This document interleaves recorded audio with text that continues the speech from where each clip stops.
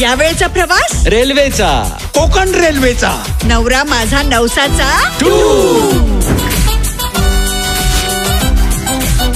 या ठिकाणी.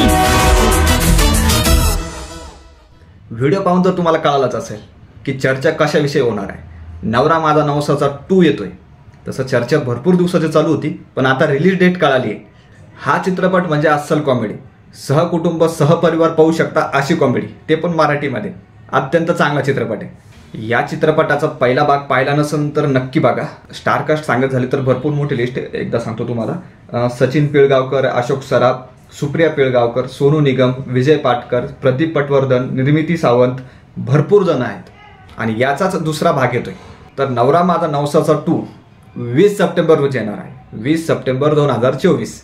त्या पुढील भागामध्ये काही अभिनेते वाढलेलेच आहे. जर आपण सांगायचं झालं तर सचिन पिळगावकर आहेच, सुप्रिया पिळगावकर, अशोक सराफ हे आहेच, पण सिद्धार्थ जाधवची कॉमेडी म्हणलं तर चायला तुझ्यामुळे मला खायला लागणार आता.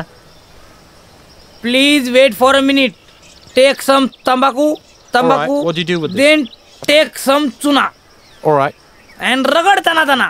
Dana dana. दाना दाना. Dana dana. Then grab in your fingertips. Alright. Open your lips. Lower Okay. lips. Yeah. घे देवाचं नाव आणि मस्त बार लाव. तर हा आहेच. आणि अजून एक मोठा स्टार स्वप्नील जोशी.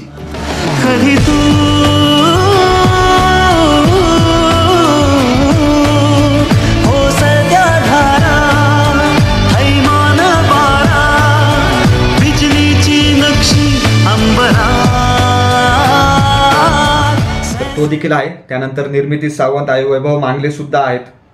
तर भरपूर कास्ट वाढलेली देखील आहे. आता हा पुढचा भाग तब्बल 19 वर्षानंतर येतोय. 19 वर्षानंतर हा दुसरा भाग येतोय.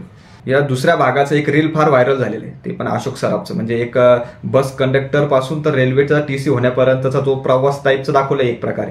तर ते जे रील आहे ते अत्यंत व्हायरल झालेलं आहे.